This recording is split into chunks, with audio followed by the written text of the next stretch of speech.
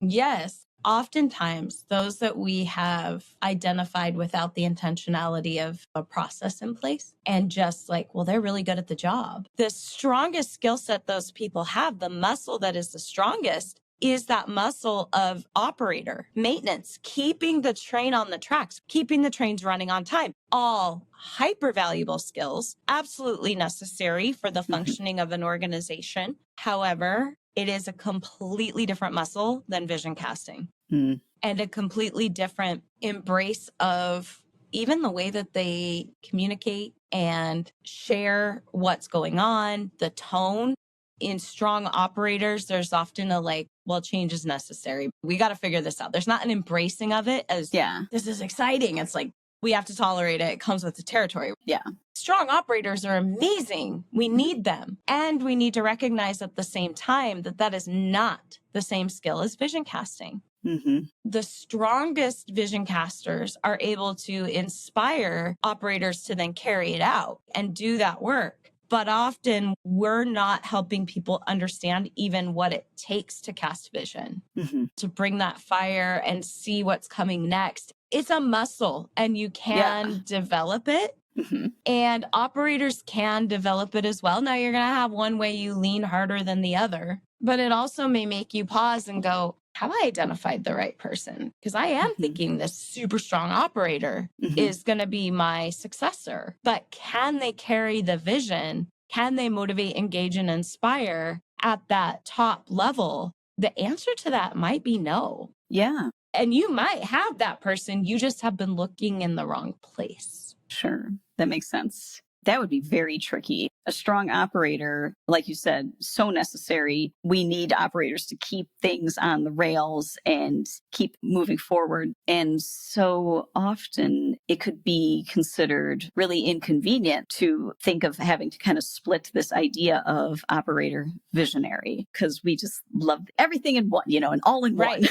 Right. And humans with all of their brilliant skill sets, we can't do it all. And that's just not always what you get. It is the rare unicorn. Everyone thinks they're a unicorn. I'm not a unicorn. Ask my team.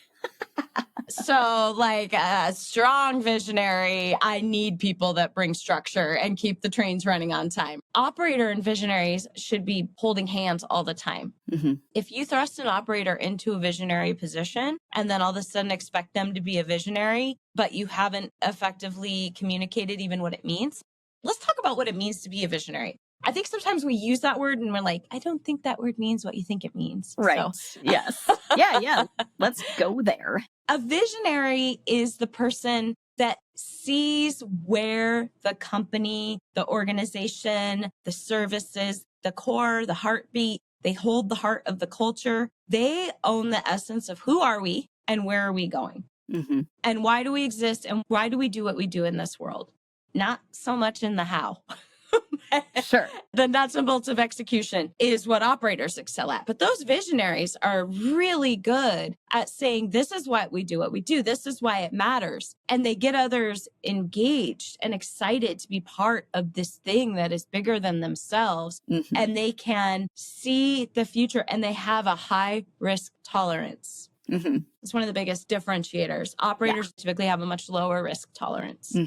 By risk tolerance, I mean a visionary can say, this could be a really expensive mistake. Right. But we're going to go for it and see what happens.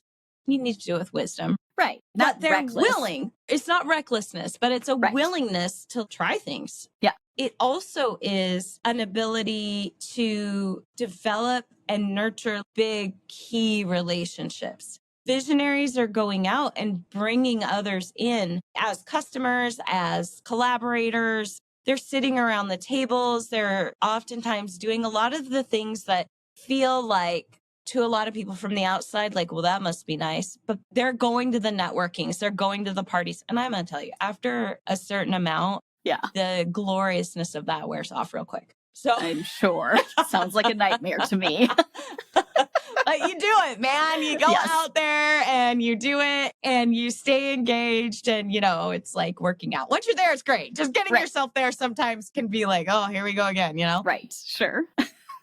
That is where visionaries just thrive, right? They dazzle in that area and it can be taught. Some of it is innate in how you see the world. Yeah. But there are things to look for in your potential successors. And I just want to encourage, oftentimes it's not the super strong operators. You're going to ask them to go into that role and they are going to struggle because all of a sudden everything they did that helped them win as an operator is not what's going to help them win as the person who carries the vision and the culture of the company. Sure. Very different skill set.